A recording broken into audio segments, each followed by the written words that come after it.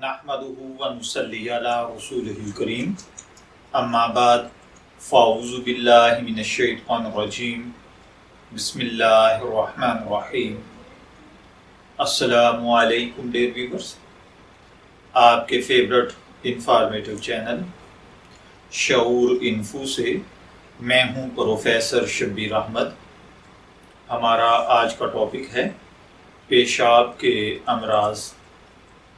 پیشاب سے متعلق تمام امراض جیسے پیشاب کی جلن، پیشاب میں خون آنا، سوزش، پتھری کی شکایت یا ان وجوہات کی وجہ سے پیشاب کی تکالیف جیسے اس کی وجہ سے سو نہ سکنا، تکلیف کی وجہ سے بہت بری حالت کا ہو جانا۔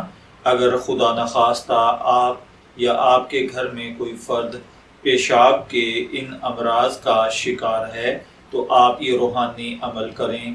انشاءاللہ العزیز اس روحانی عمل کے ساتھ تھوڑے ہی دیر میں پیشاب کے امراض یا پیشاب کے مسائل ختم ہو جائیں گے اور اللہ تعالیٰ آپ کو صحت، تندرستی، عافیت عطا فرمائے گا۔ اگر پتھری ہے یا پیشاب کی نالی میں کوئی انفیکشن یا کوئی بڑا میجر پرابلم ہے تو پھر زیادہ سے زیادہ 21 دن تک آپ کو یہ عمل کرنا ہے۔ انشاءاللہ العزیز بغیر آپریشن کے، بغیر جلن اور تکلیف کے آپ کی پتھری خارج ہو جائے گی۔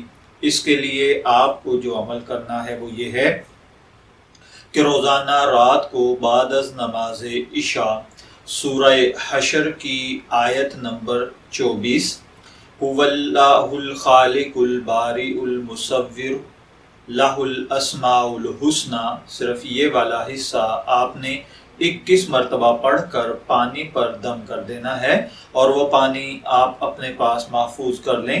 اس میں اتنا پانی مکس کر لیں کہ آپ اس کو 24 گھنٹے میں پی سکیں۔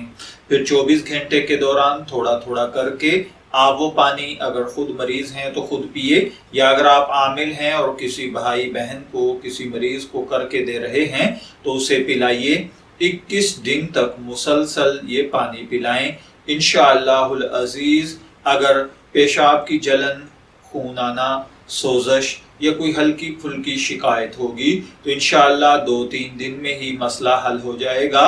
اگر پتھری یا کوئی میجر انفیکشن ہوگی تو انشاءاللہ العزیز 21 دن میں بالکل اللہ تعالیٰ صحت اور شفا عطا فرما دے گا۔ میں دعا گو ہوں کہ اللہ تعالیٰ ہر بھائی بہن کو پیشاب کے امراض سے محفوظ رکھے۔ اجازت چاہیں گے، پھر ملیں گے کسی نئے روحانی ٹاپک کے ساتھ۔ تب تک کے لیے اللہ حافظ۔